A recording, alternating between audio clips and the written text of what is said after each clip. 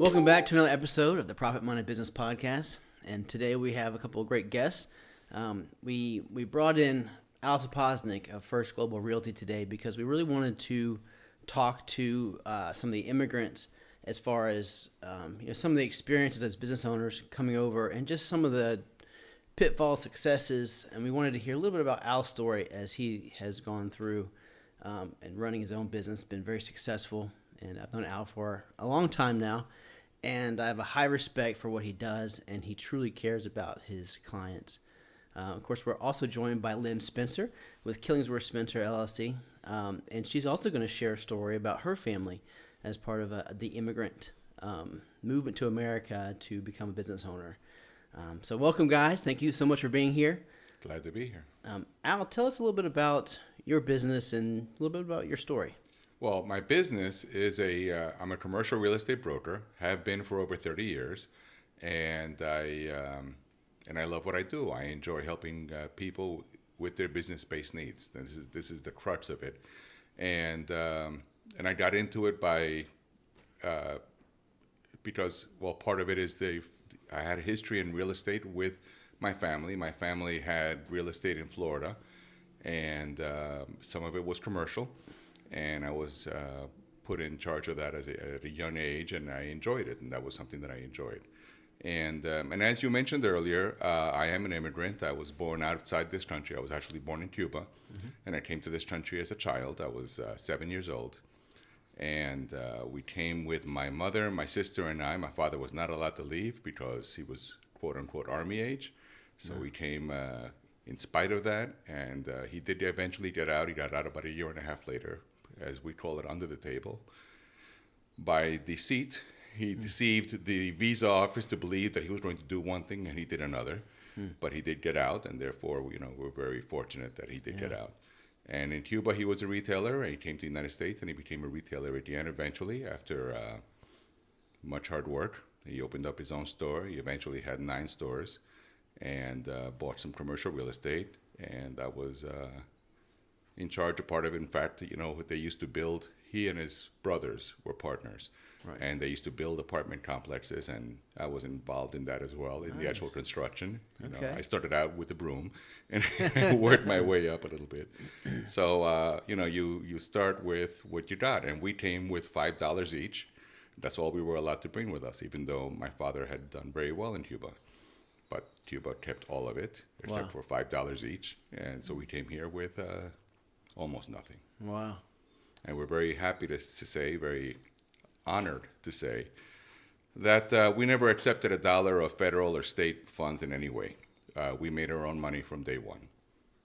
So. What was that like? I mean, did you have a chance to talk with your dad about, as you grew up, what that was like for him and how he even... Yes. How he yes, did because that? we worked together for a long time. I was working in one of his stores, so I did have times when it was slow, and we would have time to talk. And he started out as a retailer very young, as a child. Actually, he was 15 when he was 14 when his dad passed away, and he needed the family needed money to make money, and he went and rented a store on his own as a 15-year-old. Rented a store. Wow. And that's how he started as a retailer. The fact that somebody would rent him a store at 15 is amazing. Yeah. But he did. And he started out, and he had multiple stores in Cuba. And what was he doing there? So it was retail. Retailer, yes. Okay. He opened up a retail store. In fact, he told me about how he used to pay 25 pesos a month for the rent for the space. And in the back, there were 3 offices, and he rented each of those offices out to somebody for $5 pesos. So he only had to pay 10 pesos for the rest of the store. So he said, I was almost making money from day one. Now, what was his retail business? What was he selling? Well, he sold anything he could buy at the right price. In fact, that was his one thing that he always pushed on me, that it doesn't matter what you sell it for, it's what you buy it for is when you make the money. You make the money when you buy it. If you buy it right, you can always sell it for a profit. Right. So he used to sell everything. He would tell me that he would sell anything and everything as long as he didn't have to plug it in. He didn't like electric. Sure. He says, nah, they're not reliable. I don't want to have to worry about it. So I says, nah, clothing, sheets, towels, bedspreads, clothing from newborn to till you pass. He was all the whole age group, and Yeah. he had a very large newborn department that he used to have custom made things for babies Very smart. for.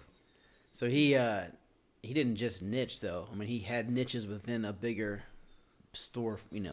Basically, he had multiple stores, and one of them was a niche in the newborn. Yes, the newborn store was a separate store. Okay. Although it was on the same block as the other stores, he kept renting other stores right either directly across the street or near where his original store was. Okay. And people knew him from all around. Lazaro was his name, Lazaro. And they used to just say, Lazaro. I remember it like it was yesterday. They would walk in and they would scream out his name, just to see where he was. and he knew everybody. Everybody knew him, but he knew everybody's mother and daughter and children and aunts and uncles. And he would always ask. And he was a people person from day one. Now, was the neighborhood that y'all were in, was that an immigrant-based neighborhood, or talk to me a little bit about the actual community you were in? I was born in Cuba, but my father was not. My father was actually born in Russia. Oh, okay. He went to Cuba when he was 9 years old. Mm-hmm. Similar situation to me in a sense, because we were both left our homes because of communism. Mm-hmm. They left Russia because of communism, and we left Cuba because of the same reason many years later. And so he would. We lived in a section of the city called Marianao, which is like a suburb of Havana. Okay. We lived right next to Havana, but not in the city of. But his stores were in the city of Havana, and we eventually moved to the city about 2 years before Castro came in, and we moved to this high-rise, beautiful. I remember the stairway was about 12 feet wide, marble. All the way, and it was round, and it was coming up. And it was just a beautiful place, and, my father had done well. We had 3 maids in our house. 3 maids. One that cleaned the house, the other 2, one was assigned to me, and one was assigned to my sister. Okay. And so we were always, quote-unquote, well taken care of. Yeah.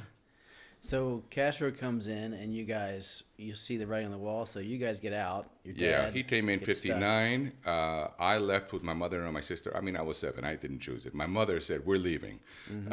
And we left after the Bay of Pigs invasion, or massacre, as we call it. Yeah. The Bay of Pigs massacre was the straw for my mother. She said, that's it. If the United States is not going to back that, we're in trouble. And we should leave. And my father says, fine. He wanted to leave. They wouldn't let him. So he said, you go. And when Castro gets knocked off, you come back. That was his plan. Yeah. And then when the Cuban Missile Crisis happened the year after in 1962, he said, this is not good. And he started figuring out ways to leave. And he left by December of that year. Okay.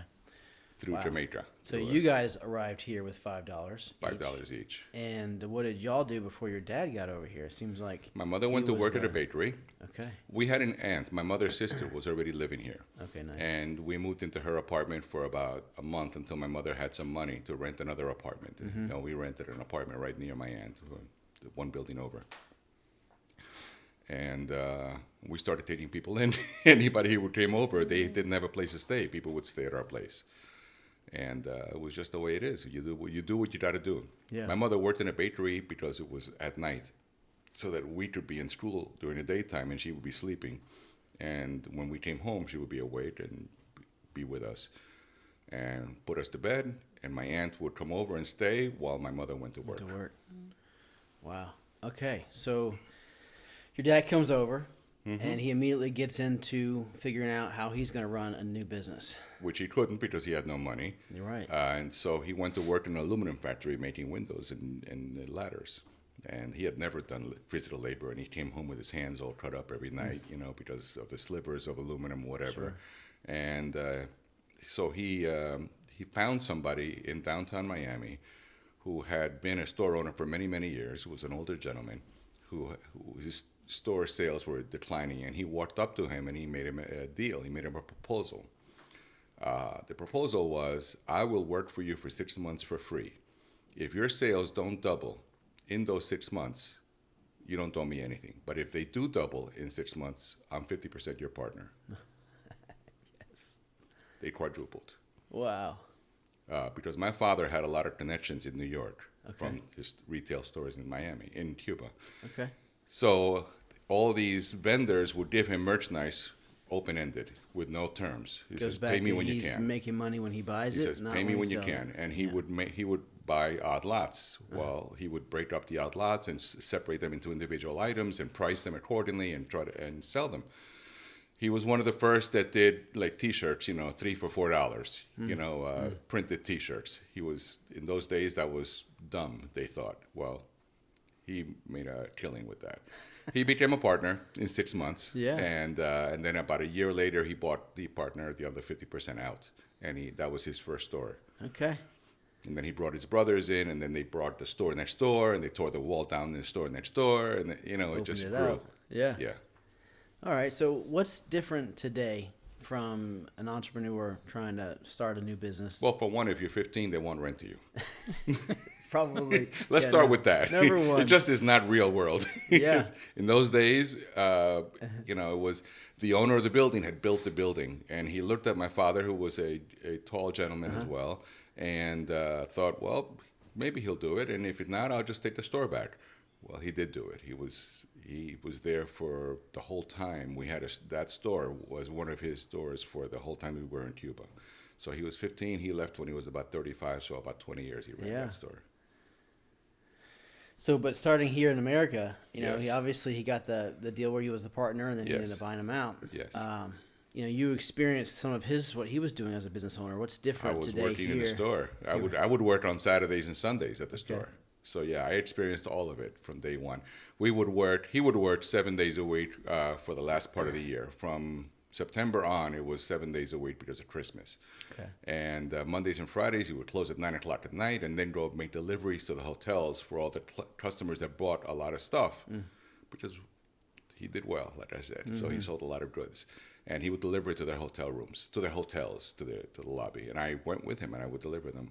So I was very much involved in the retail. And I grew up in the retail world. I ran one of his stores as an adult for almost 10 years. Okay. A decorative fabric store. Right. And you said it was a family-run business. Family run. My Right. father and his brothers and two cousins. It was a 5-way partnership. It never had a contract. It was always, handshake agreement. Yeah. Their motto, their agreement between the 5 of them was that they would never do anything that the 5 of them did not agree to in advance. So they wouldn't buy another business. They wouldn't buy a building. They wouldn't do anything that involved their combined monies unless all 5 agreed. If one said no, they wouldn't do it, whatever it was. So they also made a pact that no spouses were involved.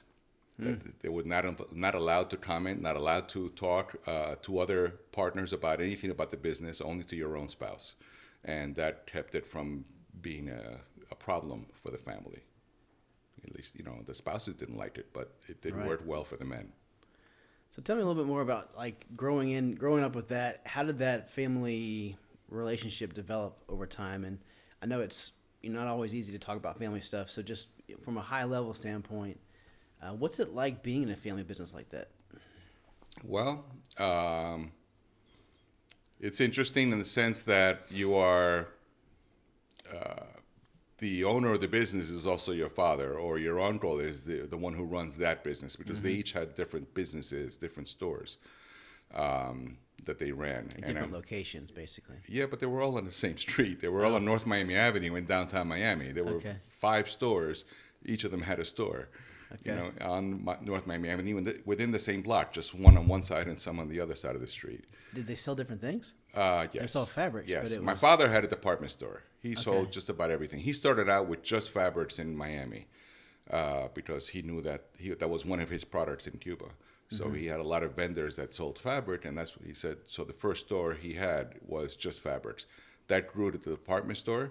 Once his brother opened up his own store that was a fabric store, he took the fabrics out of his store, gave them to his brother. Here, you sell this, and he kept the department store without fabrics. So then he was he actually buying the fabric from your brother then, and that's kind of how these stores all connected? They didn't buy anything from each other.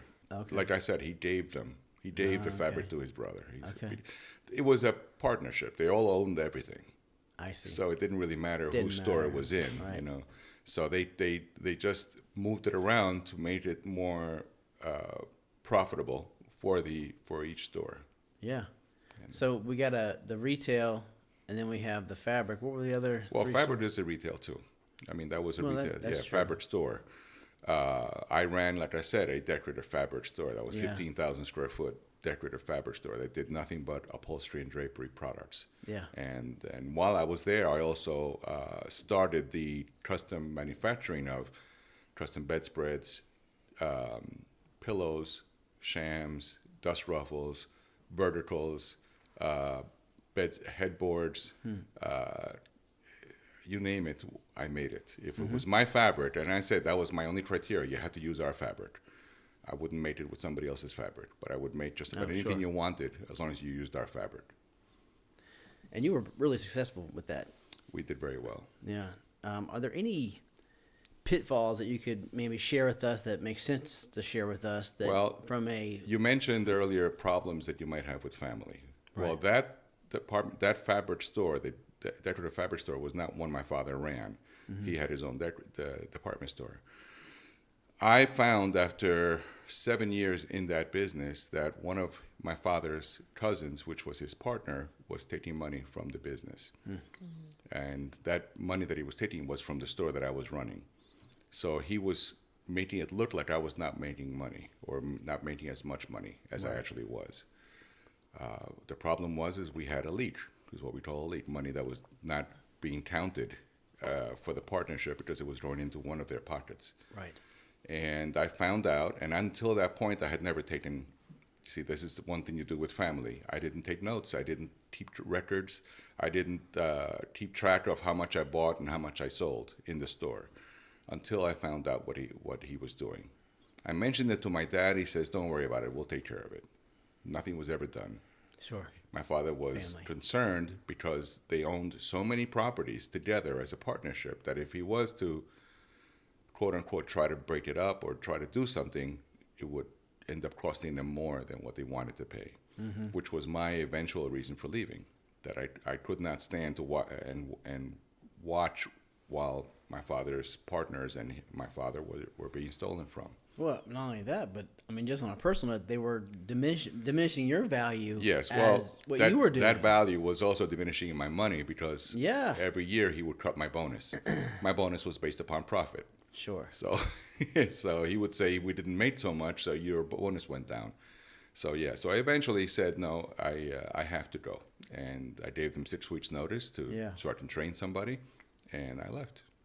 And I actually went on and stayed in the textile industry for another 5 years, selling wholesale to one of my suppliers, Okay. who had always offered me a job. He says, "When you're done with your family," he says, "What are you talking about?" He says, "You're gonna have a problem someday, and when you do, call me. You always have a place in my company." Did he elaborate on that comment before? He grew up in a family business. His Okay. father started the business, and he was the son. It was a tragic situation. His father got killed in the line of work. In the textile industry, you'd never Yeah, think that, but right.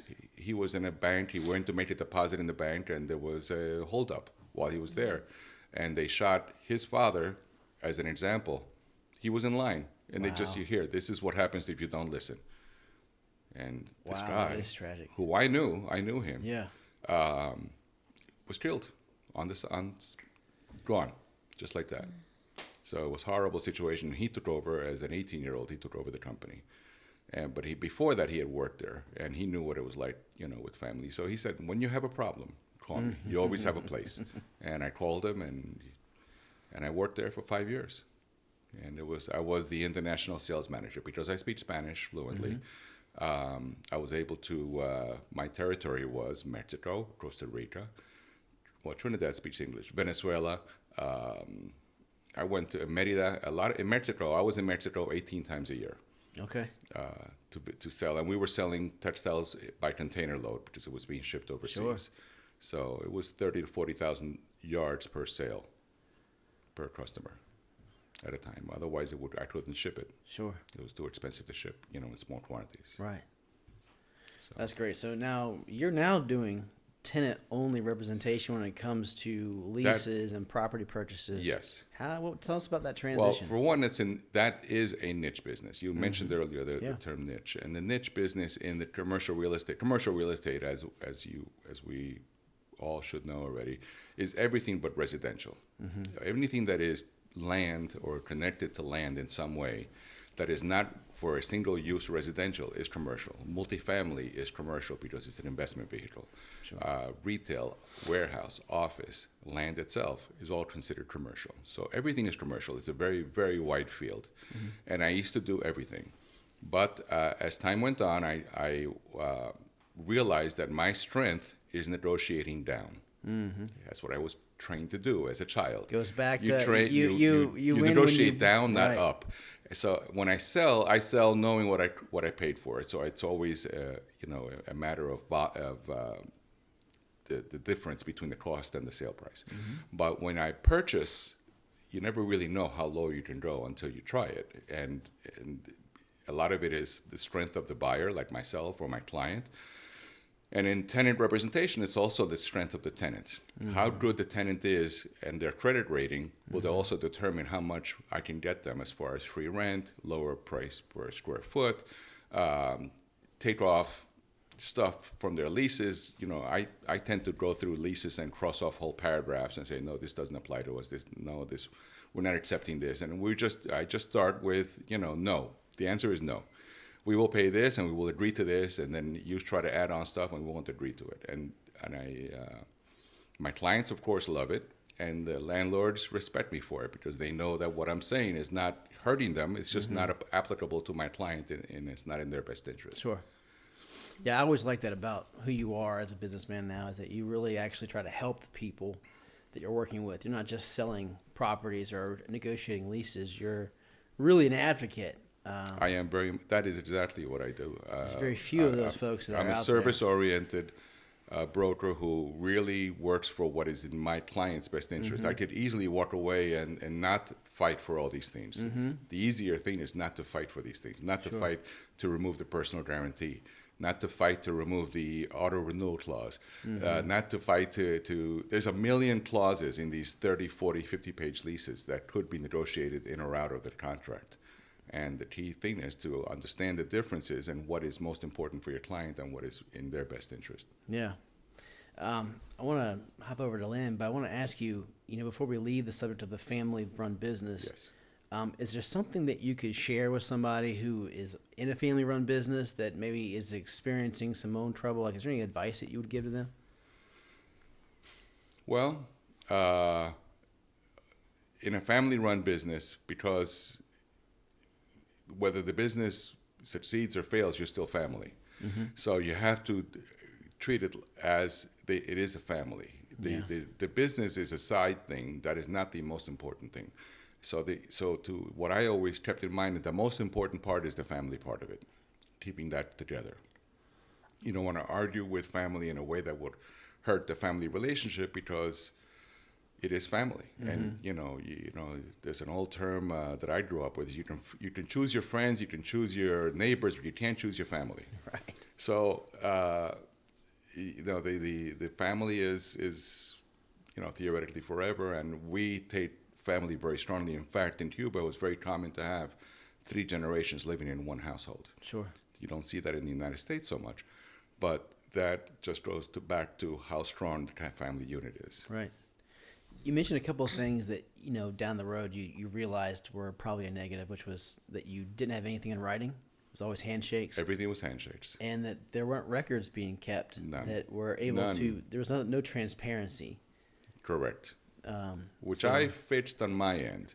Yeah. After I found what my father's cousin was doing, he was my second cousin, what he was doing, I started to keep track of everything. I kept invoices. I mean, I didn't keep the invoice. I had to hand the invoice in so they would pay it, but I would take note of it, the date, the invoice number, the amount, what was purchased, and then go on from there. And I kept track of it for years. And when I showed it to my dad after a few years, he said, "That's terrible, but I still can't do anything about it." And I said, "Well, I can. You're going to find somebody else because I'm not going to stay if that's the way it's going to stay." Yeah, no, it didn't make any sense. So family or not, at that point, well, it wasn't your dad. It was also not in my own personal family's best interest, right, because we were being hurt by the lower bonuses that should have been much higher. Sure. So maybe some advice is to try to find some transparency, Yes. make sure everyone's on the same page with agreements that are in writing, just because Ideally, it just makes things yeah. I mean, in the business world, we call them partnership agreements. right. There's no reason a partnership agreement can't be family also.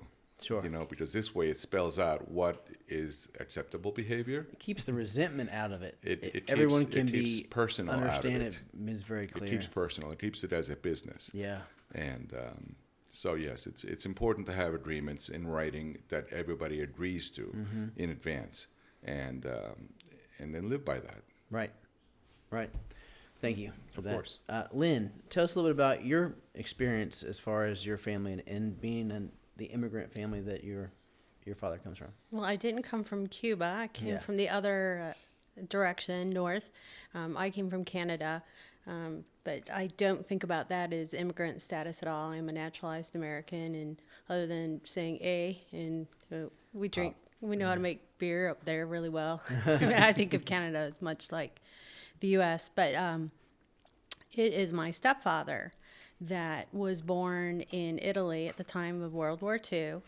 And he grew up very poor, and the family was very, very poor. His father died at a very young age, and his mother worked so hard just to keep him and his brothers fed and clothed.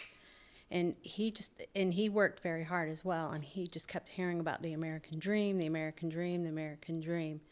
And he just had this itch to come over here. And he got over here, and the first thing he did was he worked for a gas station. This was back in the 60s, but that gas station is still there. It's in Michigan. It's off 12 Mile Road off of I-94, Marathon Station. He was very mechanical. And somehow he got tied into, he had met an owner of an infrared heating company. And the owner brought him over there, and my dad, his name was Mario, he was just so mechanical that he just picked up on the, the engineering behind it very well without any schooling. And instantly he was coming up with patents, and he was making his boss very rich. Wow. And his boss did not pay him anything extra for all the extra that he did, and the patents and the volume of heaters that he was selling. And so my dad decided, you know what, I need to go do this for myself. Yeah, sure. But he needed money to do that, because you need a manufacturing plant and a lot to get started. So another Italian man had some money that he had met, so they hooked up and they formed their company. And basically, like, I talked to my mom last night. My dad passed away years ago. And I talked to her last night, and I said, what do you think made him so successful? Right. Because my dad worked, he developed that company from ground up. He had got more patents. He sold infrared heaters all around the country. I'm down here in Georgia now, and I see heaters. I'll travel out to California or Washington, and I see my dad's heaters. And so it's really neat. I said, why was he so successful? It was just him and you. I mean, he was mechanical. Sometimes running a business, you can be a great technician, but it's hard to, transition to all the other functions of running a business. And the bottom line, I think she just said he worked very, very hard. He took great pride in his work. And she was very office-oriented and organized, so she ran the office. She ran the business from the numbers end. He was in the shop. He ran the employees, which was my brother and sister and a few neighbors. And So and truly they made family. heaters. Yeah, it was a family business as well. Yeah. And about 10 years later, they got an offer to get bought out. And they examined it very closely, and they just, they had a decision to make too. Was it even time to sell? Right. They were both very young. Should we turn this over to the kids? What should we do? And they just decided to sell. And like, my mother was 45 and retired. Hasn't worked a day since in her life. That's great. Now, working with the family, what was that like? I mean, we just heard another story where there's some challenges that come with that. Did you experience any kind of communication issues? I mean, It sounds like you guys were kind of a well-oiled machine. Is that true? Oh, I'm sure my parents had issues, but I mean, the shop was the whole back 2/3 of the building, and it was loud, and my dad just stayed in there with all the kids and the other workers, and my mom, she had the office to herself, and so they were able to keep apart from each other. I mean, that door just didn't open between the shop and the office. And I was not too involved in the family business, except to say that it did change my life. Sure. As they were growing and getting successful, I was on a pre-med route. I wanted to go to med school. I wanted to be a surgeon. I wanted to be in the medical field. I wanted nothing to do with what they did. And my mother brought me into the office one day, and she needed some help. And I don't know what it was. This was the day of, like, everything was journaled on, like, column pads. You probably know what I'm talking about. And, the purchase invoices on cards, and just the file cabinets galore of, just to keep track of everything, which is so different than QuickBooks and our software that we have today. But I don't know. I loved it from the moment I walked in there. I just saw it. I was like, oh, these lights went off in my head, and I instantly switched. I wanted to go into accounting, and I wanted to. So it did change my life, even though I didn't have that much to do with it. And they were really close to. I was in school at that time, and I wanted to do my own thing, so I didn't really spend too much time with the business, other than to know that when I walked in there, it did change my life. Now, you work with a lot of business owners with just a CPA firm. What do you feel like is different today when it comes to being an entrepreneur, the American dream? When you hear stories from Al and your own family story, what's different today? You didn't pre-plan me with that question, so I haven't had that much time to think about that. Well, obviously, the technology is just so different. Yeah, nowadays we're no longer using the ledger books; we're using QuickBooks. Yeah. So everything's more, obviously more technology-wise electronic. So that kind of transparency is there. But it's almost dangerous, I think. Because back in the days when you'd open up those journals and you have the ledgers, debits, credits, it all, and you really had to think through everything. I think QuickBooks is a dangerous tool because anybody can pick up QuickBooks, throw in whatever transaction they want, hit the word report, and a P&L is going to shoot out, or a balance sheet, and they might be proud of that because it's going to look like. My balance sheet looks awesome. It looks like you want it to look. I think that's why I think it's dangerous. I think you can get we've seen so many messes in numbers in QuickBooks because people don't really understand what's behind it. And in the reports, they look good, but when you examine them, they're really not. One decimal off, and all of a sudden it changes everything too. And coding. I mean, just what's a balance sheet item, what's a profit and loss item. Yeah, there's something very, tactile about the books, the original books, and the papers, and the file cabinet, the physical file cabinet, that I still, really enjoy. I use QuickBooks because I have to, not because I want to. I do miss that. I really do. What do you think some of the biggest pitfalls are of using QuickBooks if you don't know what you're doing? Like, what are the common... Like, do you always go to certain places when someone brings you their QuickBooks, you get access to them? And are there just things that you automatically check that are, like, constant mistakes? We always check all the balance sheet items.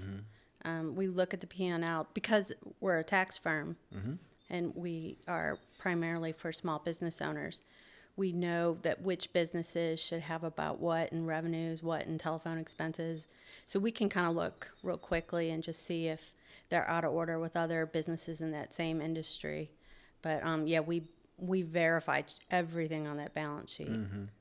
And quite honestly, if a business owner is trying hard just to kind of make ends meet and not put the money into the books, they're going to spend more in the end because it's going to take a CPA many hours at a significantly higher rate to get it all fixed up. And it's just easier just to start from scratch. Pay a bookkeeper. Really, basically, just what pay you're a saying. bookkeeper. Okay. What do you say to folks that are maybe have an expense line item and maybe some other expenses go into it, maybe more on the personal side, and they're trying to just kind of keep it, trying to stuff some of the personal expenses inside some of these other office expenses, so to speak. What are the consequences? Because I know a lot of small business owners, they do some funky things trying to put personal stuff into the business, right? What's been your experience from an IRS consequence? Like what happens when someone's doing that and all of a sudden it gets uncovered? If we see a client who is just clearly taking advantage of it, I mean, we warn everybody. We let them know what's truly an expense and what's more of a shareholder distribution. But if somebody is really taking advantage of the situation, we're not going to do the tax return. Right. I think, to my knowledge, I mean, Janet's been in business for 35 years. I'm only aware of one audit that ever happened, and they never found anything on the audit. So, I mean, she'll walk away from business. She's very good with helping a business owner meet the goals, but if they're going to really push the buttons. I have it as another side of that story is the IRS side, but the other side is the threat of losing your corporate veil when you mixed monies from one entity to the other, where it's personal and business, or two businesses where you're mixing the monies. You could lose that security of having an INC or an LLC or whatever to protect you, because if you mix the monies, somebody who is trying to get into your whatever, a landlord, for instance. I'm going to give you that because if a landlord has a lease with you, they expect to be paid rent. And there's two ways they collect. One is you pay them the rent. The other way is that personal guarantee, that if you don't pay them, they can go after you personally. But if I have removed the personal guarantee from the lease, because that's what I try to do 99% of the time, and they don't have that to go back on and try to sue you personally, they're going to try to break your corporate veil. They're going to try to find ways to see where you have possibly not kept your books in order, and they will ask for your records. And to some degree, they're allowed to ask for that, sales and stuff and expenses. Because if you tell the owner, I can't pay the rent because I'm not making money, they don't want to see, well, let me see, what is it about you? Let me see your books. Yeah. And you have to show them something. And if they see that there's a lot of personal expenses, they'll just go after you breaking the corporate veil. And then you're not protected anymore personally. I mean, what's the whole point of having the LLC, everything else that we do to run our business, if we're going to, put ourselves in jeopardy of losing that? And by mixing monies, you do that. Yeah. Yeah. In tax preparation, though, our job is not to audit books. I mean, we are not in the nitty-gritty of our clients' books. We just look at 1231 balances, all the balance sheet items, compare them with bank statements, loan statements, and then we're looking at the P&L. Is it in line with other businesses in the industry in this area? So, I mean, our job is not to get in there and, Right, you're playing here. You're stretching the truth here a little bit, but that's not your job. Your job is to get them prepared for the IRS and get them through that process, and theoretically try to save them as much as you can, in that process. Yeah, audit's not one of the things we would like to do. No. Well, one thing that you were talking about, just being, the child of a family-run business, is that, at one point you didn't want to have anything to do with the business. And then it was like you came in, your mom was talking to you about getting some help, and then you were there with her, helping her, and it just clicked. Maybe speak to some of the parents that are running businesses that have their kids in with them, and maybe what was good or bad about your experience. And I mean, what's some advice you would give to a parent that has a child working with them? Well, I would suggest that every parent at least bring the kids in. Bring them in, let them see all aspects. Whoever knew that I had an affinity for numbers and that whole thing. I mean, just like I said, life-changing. And they may want nothing to do with the business. In the end, there were 5 kids, and none of us wanted anything to do with the business. It can be so frustrating when you build something. Yes. And then all of a sudden the kids want to go and, do something totally different. My father had always thought that I would be a retailer. Always. You know, what's wrong with retailing? I said, there's nothing wrong with retailing. I just don't want to be a slave to the business. Yeah. I never intended for my career to be retail. I worked in that retail store for as many years as I did, but that's because my father needed me. In fact, he called me in because his brother was dying. Oh, That's when I came into the business. That's right. My uncle did pass away like 6 months after I went into the business because my father said, I need you. What's wrong with the Jacobo? My uncle Jacobo. And he says, well, he's got cancer and he's not gonna, so we need somebody who can take over. So I did. So family. Family. Yeah. Now, okay, so he brought you in because it was family. Yes. What would you say to, same question to Lynn, speaking to a parent that has kids in the business with them, any advice from things to do, things not to do? Well, I have 2 sons, and hired Eric, my oldest one, to work in my commercial real estate company, and he worked with me for a year. That's when he started, and he learned the industry. And then I had to let him go because he wanted to do things that my company which is a niche business, doesn't do. He says, well, Dad, I want to take listings. I want to do this. I said, you know that we don't do that, but I want to do that. I said, then you have to go elsewhere. You have to go to another broker. And by the way, it would be good for you to hear some other broker's perspective on how you do things, because the father-son thing may get in the way. Right. He wants to, children want to do it, quote unquote, their way because they feel like it's a better way. Right. Well, those of us who are a little older have already possibly gone that way and know that it's not the better way. Yeah. But, everybody wants to try it and do it, themselves. And now I mentioned I have 2 sons. Well, now I've hired my younger son for a separate business, which I opened about a year ago. And he's doing great in it, and we're very happy with that. And it has nothing to do with commercial real estate. Yeah. Specifically. Right. That's great. So the advice then is to, help them, guide them, but at the same time, don't force them. Right. Let them go. Take their own path. Let them go their own route. If they don't want to do it your way, fine. Just don't do it here. Yeah. Because here, this is the way we do things. And you have to stand with your principles. And family is important, but you don't want to hurt them either. And I didn't want to hurt my sons, either one. My older one, I didn't want to hurt him and force him to do just what I do. I said, you have to do what you feel most comfortable doing, which is whatever it is. But you just know that you can't do it here. Right. And there's nothing wrong. And we get along great, thank God. We talk just about every day. Yeah. And he constantly asked me opinions about what would I do in this situation, because he's in commercial real estate as well, right, in another company. And he asked me, my advice, and I appreciate that. Yeah. And he appreciates that I'm there to answer. And that you're not critical of him for making the change. I mean, you're actually supportive. No, and it's absolutely, yeah, 100%. Absolutely.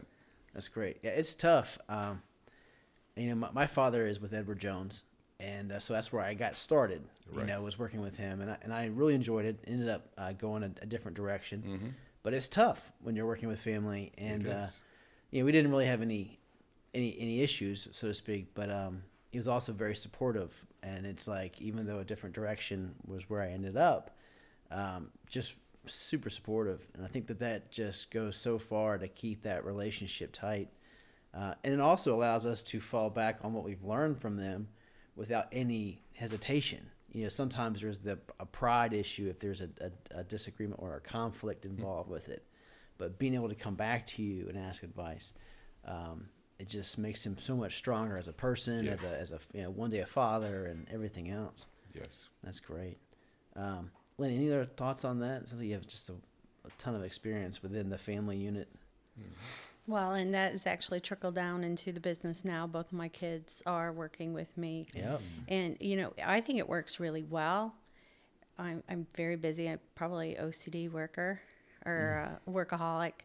And I don't think I would see my kids that much if they weren't in working with me. So them being there, even though we're working and we've got all these other issues going on, meeting deadlines and getting things done, I get to spend time with them, and I still get to watch them grow. And I'm there when other things are going on, so we get that time to communicate that we would certainly not get if they were not working with me. I would barely see them, even though they live in the same house. Right. Now, do you feel like any of them are taking to like the CPA accounting world, or is it they're more or less just there as support right now? And They're just there as support. My son wants to go into nursing, nice. so nothing to do with accounting. And then my daughter wants to be like a forensic criminologist, Wow. but nothing to do with numbers. She's more Yeah. into like the Okay. But it's still very detail oriented. very criminal mind. Well, she's got a very, very detail oriented mind, and it's so helpful, and I can put her brain to use. Ah, fantastic. And it's very helpful to me. Yeah. And your son is more of the front man. He's more of the client services, right? Yes, which kind of falls into the It nursing falls right. That's thing. what I was getting Just- at. Like you've got the detail oriented that you're doing different things with, and your son the same skill set and their personality. So, and then, my partner, Janet, which I don't know if you've met Janet yet or not. I know Corbin knows her really well. Her husband is, in our building, so working very closely with us. And for both of us, it's been a good dynamic to have our family near to us and working with us. That's great. It's wonderful. I'm going to go ahead and wrap us up, take us home here. But thank you guys both so much for being here. There's just, when it comes to small business owners and families, we see a lot of those types of businesses. And to have you guys here talking about the background, how it all happened, the pitfalls, the successes, it's all part of the journey. So if someone wanted to reach out to you, Al, and maybe ask you more questions, or even, look at you as maybe someone who can represent them as they're looking to renew their lease or look for a property to purchase, how do they find you? Well, the first place is always the internet. The website first, which is the 1ST globalrealty.us. That is the website, and it is that's probably the easiest way.